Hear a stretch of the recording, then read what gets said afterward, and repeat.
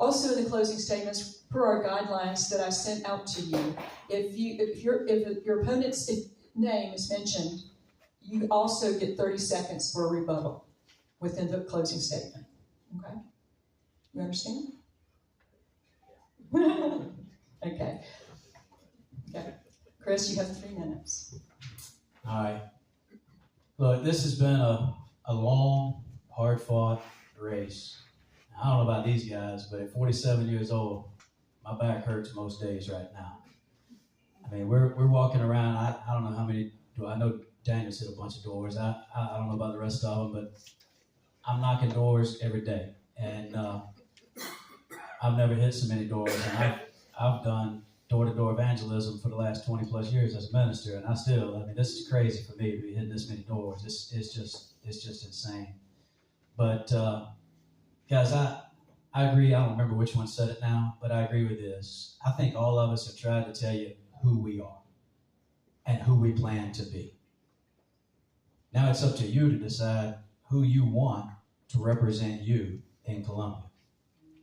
I've tried my best to paint the picture of exactly who I am. I haven't changed my talking points or changed who I am, depending on who's in what audience or what audience I'm talking to. I've been the same guy since February when we started this whole escapade, and I'm still up here saying the same things today. Now some things have developed. I've learned a lot in that time frame, so some things have developed over that time frame.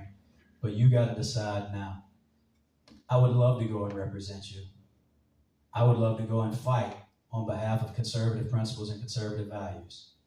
And if you send me to Columbia, I promise you I will fight with everything I've got to represent you, just like I'm representing my own kids, my own wife back here at home. That's who I am. That's who I've always been. All right, but it's up to you to decide now. I've been faithful in knocking doors, visiting folks, and sharing the message best I can. Now this decision is up to others. I would humbly ask you to vote for me between now and June 11th. Thank you, and have a great night. Thank you. You have 3 minutes. Yeah, this has been a journey. It has been a real long journey, real trying journey for me and my wife. It's been a lot, but with all the business of politics, there's one thing that's come out of this that's been great.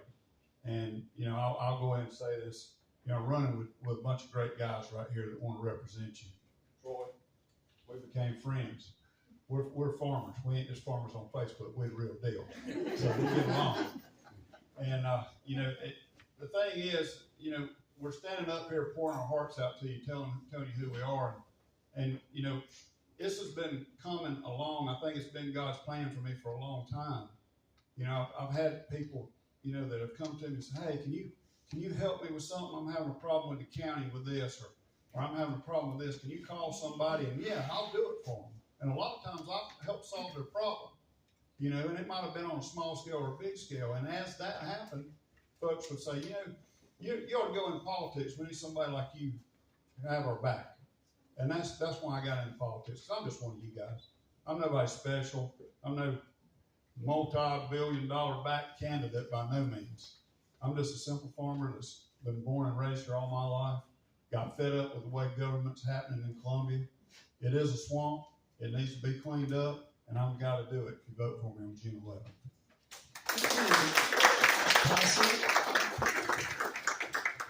First, I want to thank every single one of you guys for taking time out of your evening to come out here. This is really special to me, and I'm sure to the rest of everybody else.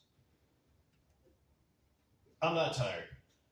My feet hurt, my legs hurt, but I'm fired up. And I'll tell you, the events of the last week have fired me up even more. And it starts right here with all of us. And everybody here needs to be fired up. No matter who you guys elect, you need to get behind them. You need to have your voice heard. It's time for the silenced majority, yes, I said silenced majority, to start having a voice. I'm that guy. Look, from the beginning, I said, from the very beginning, I think Richard Falvo, sorry if I killed your last name, but sent me my first questionnaire. And from the very beginning, I said, I am going to listen to the people. I'm going to do exactly what the people ask me to do. and I've been a man of my word. Done that. Knocked a bunch of doors. We got a lot more doors to knock. We got a lot of business to finish out. But I'm the only guy that's up here that is truly grassroots. Nobody's asked me. I didn't have to tell anybody no. I didn't have to try to hide my record that I voted as a Democrat. No, I voted Republican all my life. I am a true conservative. You know, the last forum, Mr. Rumsfeld said, hey, thanks for the soundbite, because I said I'm almost embarrassed to be a Republican these days. Because how many of these Republicans out there aren't really Republicans? You look at what, you brought it up, the Truth Project is putting out there. You look at the fact that there's Democratic money coming into a Republican primary speaks well for itself. I am the grassroots guy. I am the guy that's going to start this revolution here in South Carolina to keep the conservative values alive and to get the voices of each and every one of us in District 28 heard, and to inspire you, hopefully, to come down to the State House and stand there and really make your voice heard. Voting's open, guys, from now through June 11th. Don't vote alone. It's scary. Bring a friend. And vote for Troy Prosser June 11th. Thank you. Dan, we have 3 minutes.